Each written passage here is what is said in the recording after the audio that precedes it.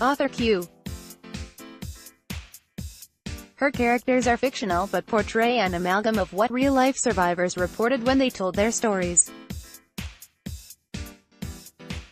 The survivors have fanned out across the country, but a large number still live in Tennessee. The book was the Goodreads Choice winner for historical fiction for 2017. Since her book was published, Wingate has been learning more survivor stories and will be in Memphis on June 9 for an event with Tennessee Children's Home Society adoptees and family members.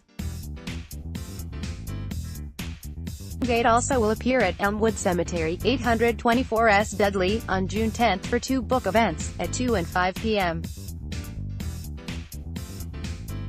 What was your path to becoming a writer and published author?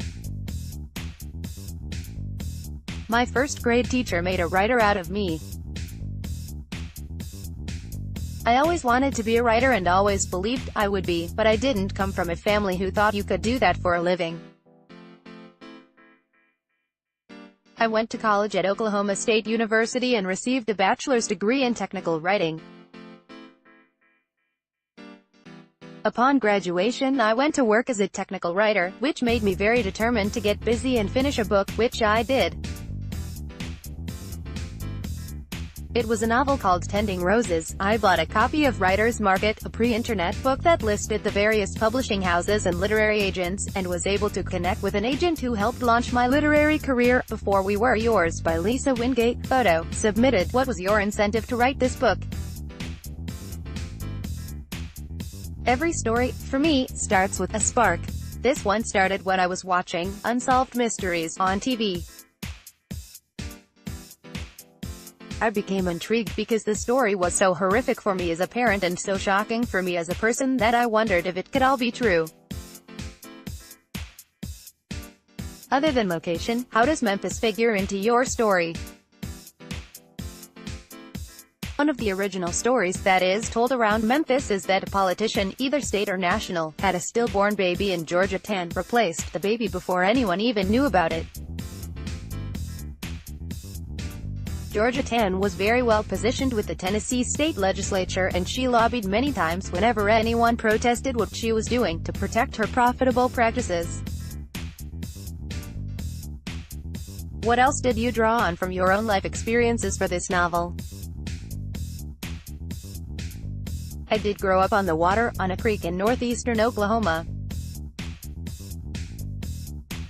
That living on the water lifestyle was something that I used to create the shanty boat world of the central family in my story. Who is your target audience? The audience is likely to include history buffs, book clubs, discussion groups, mystery lovers, and anyone who likes a good tale. What type of research did you do for this book? First, I researched what had already been written about Georgia Tann and the Tennessee Children's Home Society. That research included a few nonfiction books, and a number of TV talk shows from the 1990s, as well as newspaper articles about families who had reunited.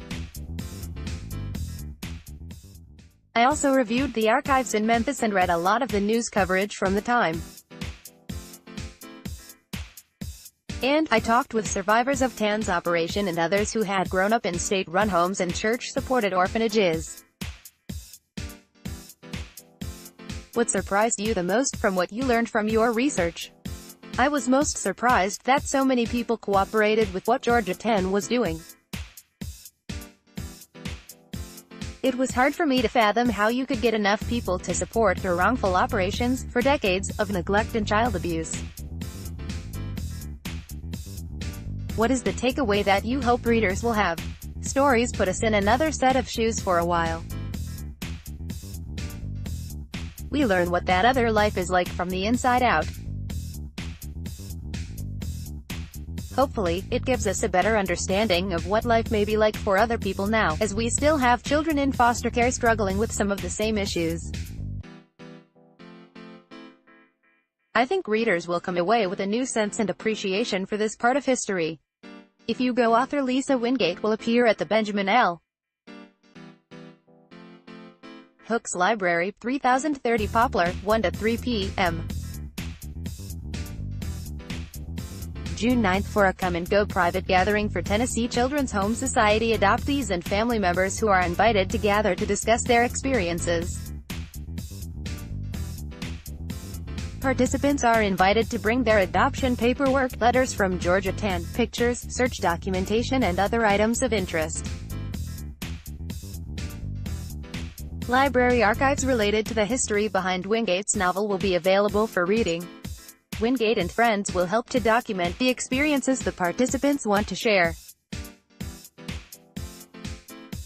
Reservations are required for this event. Contact adoptees@gmail.com.